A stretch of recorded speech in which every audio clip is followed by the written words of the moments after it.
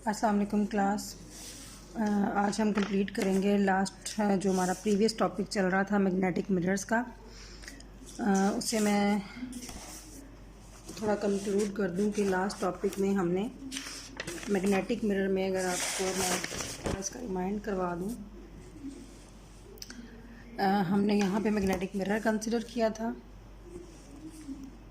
ठीक है। और इसमें हमने कहा था कि जो ग्रेड बी है यानी कि ग्रेडियंट है मैग्नेटिक फील्ड में, वो पैरेलल है to the direction of the magnetic field. उसके बाद हमने नेक्स्ट क्या किया था कि हमने डेल डॉट बी लिया। हमने अपने सिस्टम को सिलेंड्रिकल फॉर्म में कंसिडर किया, तो इसलिए हमने उसके जो थे वो सिलेंड्रिकल कोऑर्डिनेट्स जो थे वो कंसिडर किए, ठीक है। इसमें हमने देखा था कि क्योंकि मैग्नेटिक फील्ड की जो वेरिएशन है वो अलोंग द आर भी एग्जिस्ट कर रही है और जी के अलोंग उसका ग्रेड है, तो थीटा कंपोनेंट के अलोंग कोई भी मैग्नेटिक फील्ड की वेरिएशन नहीं है, इसलिए हमने इस कंपोनेंट को ज़ीरो किया। उसको करने के बाद हमने ये सब सिंप्लीफाई किया और यहाँ से हमने एक्चुअली क्या करना था, हमने यहाँ पे बी आर की वैल्यू फाइंड आउट की है, ठीक है।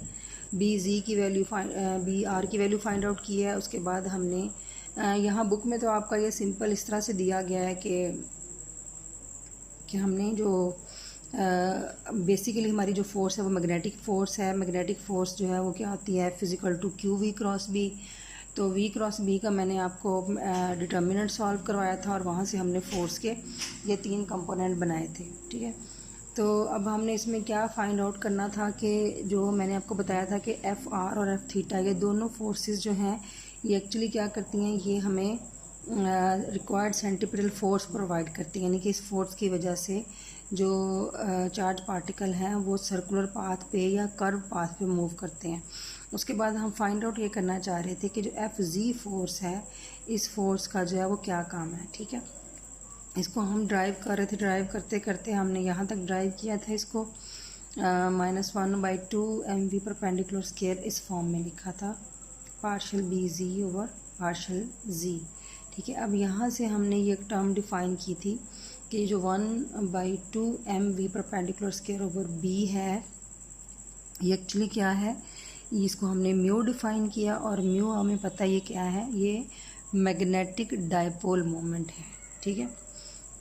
तो ये म्यू सब्स्टिट्यूट करने के बाद आपके पास जो फोर्स होगी, जो आपकी एफ जी फोर्स है, एफ जी फोर्स जो है वो आपकी माइनस म्यू पार्शियल बी जी ओवर पार्शियल जी आ जाती है, ठीक है। तो हम ये कहते हैं कि ये एक ऐसी फोर्स की एग्जांपल है जो कि डायामैग्नेटिक पार्टिकल के लिए है या डायामैग्नेटिक पार्टिकल पे लगाते हैं, ठीक है। अगर हम इसको जनरल फॉर्म में लिखना चाहें इस फोर्स को जनरली, तो क्योंकि यहाँ पे हम ग्रेड बी को पैरेलल ले रहे हैं बी के, तो ये जो हमारी फोर्स होगी एक पैरेलल फोर्स होगी, तो हम इसको एफ पैरेलल लिख सकते हैं।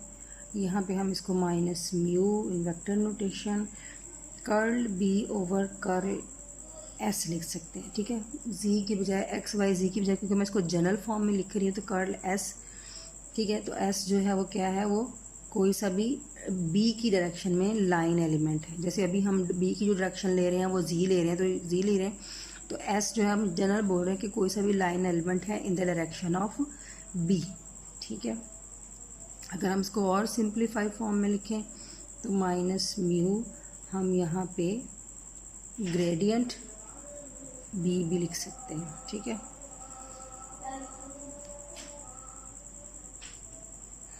नेक्स्ट ये कि अब हमने यहाँ पे म्यू को क्या कहा है कि म्यू जो है ये हमारा मैग्नेटिक डायपोल मोमेंट होता है, ठीक है। तो ये जो म्यू है ये बिल्कुल आप इसको कंपेयर कर सकते हैं उसी म्यू के लिए जो हम नॉर्मली इलेक्ट्रिसिटी मैग्नेटिज्म में कंसिडर करते हैं, magnetic moment of A current loop, ठीक है ना, आपने पढ़ी हुई है magnetic moment of current loop, जो कि आपने पढ़ी हुई है म्यू इज इक्वल टू आई ए।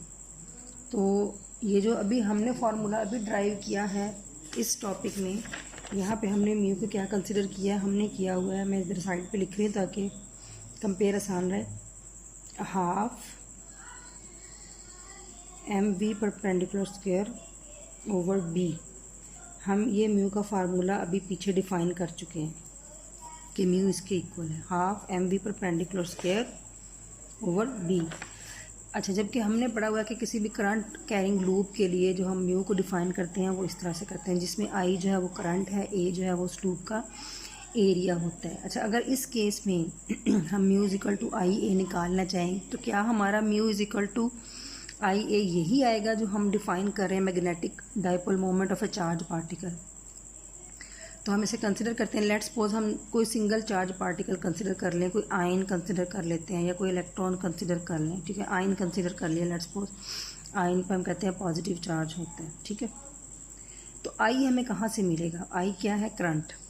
और करंट किसकी वजह से होता है? Flow of charge. तो अगर हमारे पास लेट्स सपोज कोई सिंपल यहाँ पे चार्ज है, कोई आयन है वो, तो उस चार्ज की वजह से हमें क्या मिलेगा? उसके मूव करने की वजह से, अगर ये सर्कुलर पाथ पे मूव कर रहा है, अगर इसका मैं ये कंसिडर करूँ कि यहाँ पे कोई आपके पास पॉजिटिव चार्ज है, तो ये जो सर्कुलर पाथ पे मूव कर रहा है इसकी वजह से करंट हमें क्या मिलेगा? आई मिलेगा, ठीक है। तो अब अगर ये सर्कुलर पाथ पे मूव कर रहा है तो डेफिनेटली इसकी कोई ना कोई एंगुलर फ्रीक्वेंसी भी होगी, ठीक है। तो इसकी फ्रीक्वेंसी क्या होती है? ओमेगा सी ओवर 2 पाई, ठीक है। तो अगर हम करंट का फार्मूला करंट ड्राइव करें, आई इज इक्वल टू होता है एक्चुअली जो जनरल फार्मूला हम करंट का पढ़ते हैं क्यू बाई टी का, ठीक है। तो यहाँ पे क्यू हमारा क्या है? ई, तो मैं लिखूँगी ई, ठीक है।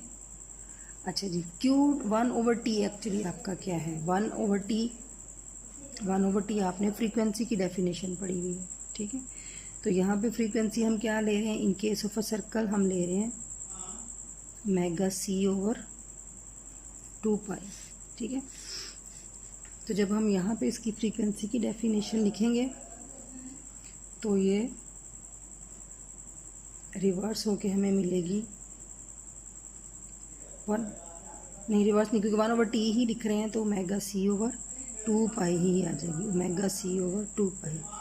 ये है आपका करंट, ठीक है। तो हमने एक क्वांटिटी निकाली, करंट हमारा क्या आ गया? I is equal to E omega C over 2 pi, ठीक है। ये हमारा आ गया करंट। अब हमें दूसरी चीज़ क्या फाइंड आउट करनी है? एरिया, ठीक है। अब एरिया का फार्मूला हमारे पास क्या होता है? पाई आर स्क्वायर एक्चुअली एरिया होता है हमारा, सर्कल का जो एरिया होता है पाई आर स्क्वायर है। अब यहाँ पे हम सिंपल आर नहीं लिखेंगे, आर एल लिखेंगे, क्योंकि प्लाज्मा में हम लामर रेडियस कंसिडर करते हैं, ठीक है। तो पाई आर स्क्वायर है, यहाँ पे हम लामर रेडियस का फार्मूला लगाएंगे, वो क्या है? पाई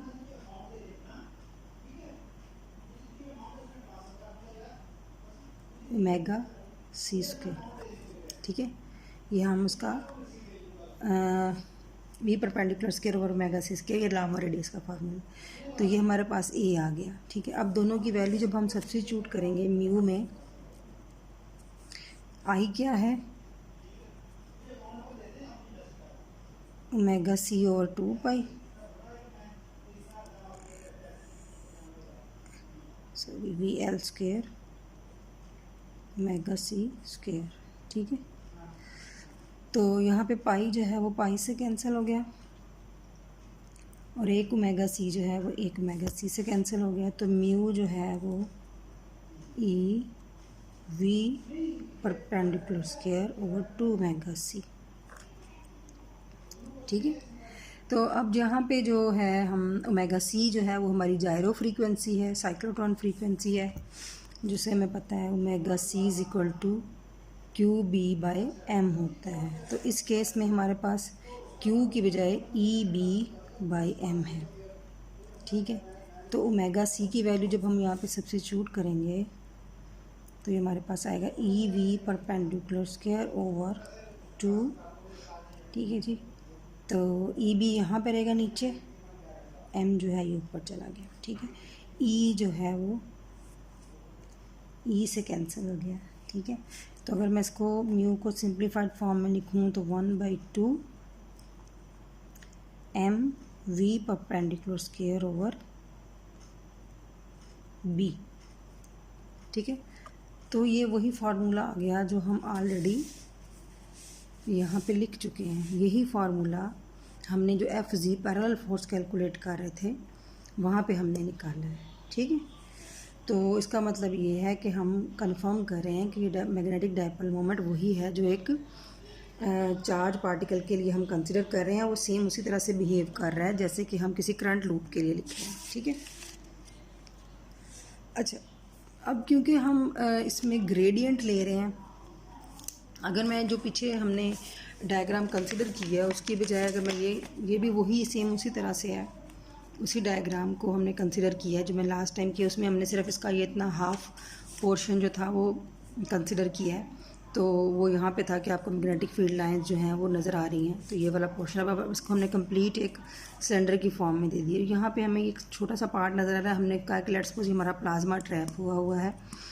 अब ये जो वेरिएशन है मैग्नेटिक फील्ड की, हम देख रहे हैं कि जहाँ पे आपको लाइंस क्लोज नज़र आती हैं वहाँ पे मैग्नेटिक फील्ड जो है वो स्ट्रॉन्ग है, स्ट्रेंथ ज़्यादा है, और जहाँ पे लाइंस जो हैं वो एक दूसरे से फासले पे होती हैं, डिस्टेंस पे होती हैं, वहाँ पे मैग्नेटिक फील्ड की स्ट्रेंथ कम होती है और वहाँ पे हम उसे वीक बोलते हैं, ठीक है।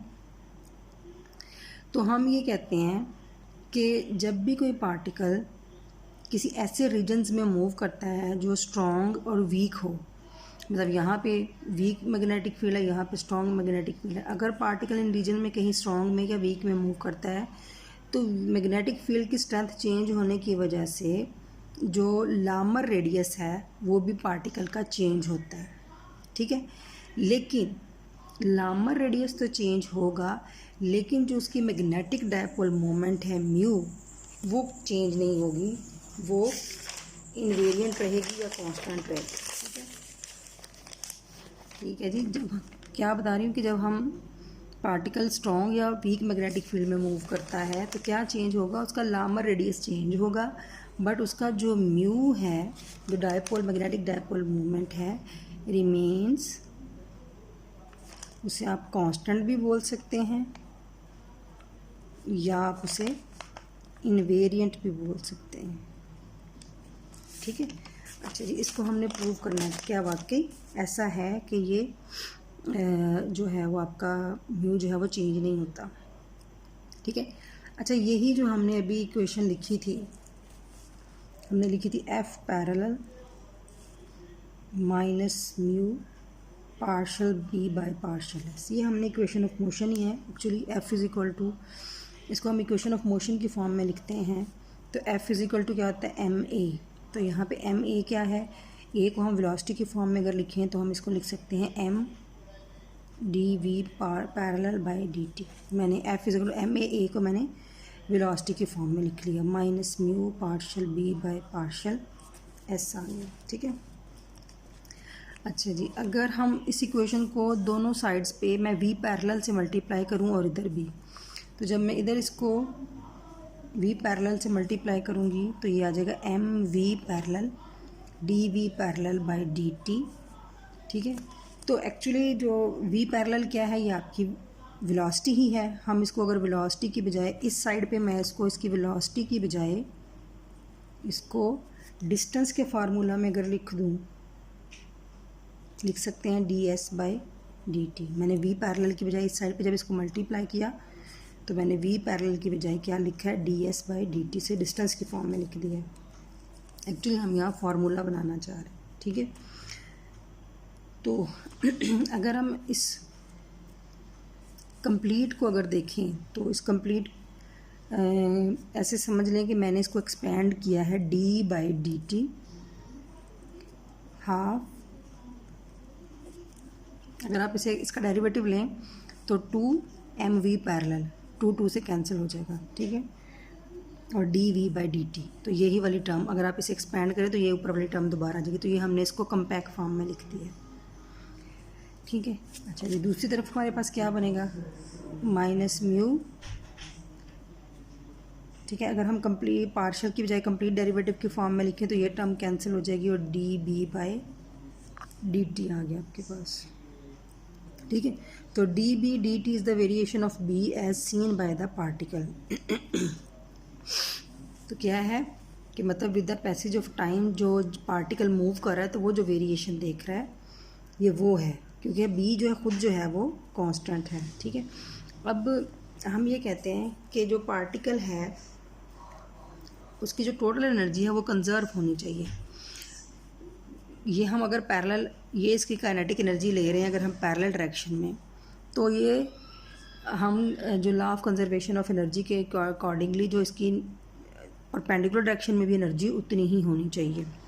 ठीक है, या जो इसका टोटल एनर्जी है हम इसको किस तरह से डिफाइन करते हैं कि the sum of the total energy must be equal to 0।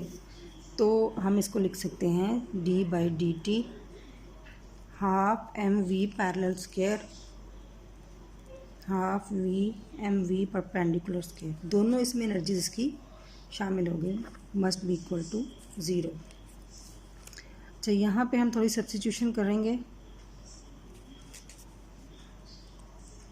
अच्छा जी, अभी हमने पीछे ये फार्मूला लिखा था, ये हमारा परपेंडिकुलर कंपोनेंट है। अगर अभी अभी हमने ड्राइव किया है कि आपका म्यू जो है वो half mv perpendicular over b के इक्वल है। ठीक है, मैं वही फार्मूला यहाँ सब्स्टिट्यूट करने लगी हूँ। यहाँ साइड पे लिखने अभी आपने क्या ड्राइव किया था कि आपका mu is equal to half mv perpendicular square over b है। तो अगर मैंने यहाँ से हाफ mv परपेंडिकुलर स्क्वायर की वैल्यू निकालनी है तो वो क्या आएगी, म्यू b। ठीक है, तो यहाँ पे हम हाफ mv परपेंडिकुलर की जो वैल्यू लगाएंगे वो क्या लगाएंगे, mu b is equal to 0। ठीक है जी, तो और यहाँ पे half d/dt half mv parallel square हम किसके इक्वल ले रहे हैं, माइनस म्यू db/dt की। चलें ज़रा मैं इसको एक्सपेंड कर दूँ, d/dt half mv parallel square, separate कर रही हूँ dp mu b is equal to 0। तो यहाँ पे हम इसकी वैल्यू लगाएंगे, वो क्या है, minus mu db t plus, अगर हम इसे लिखें तो म्यू डी, ये यू वी डॉट यानी कि 2 फंक्शन प्रोडक्ट है तो इसलिए हम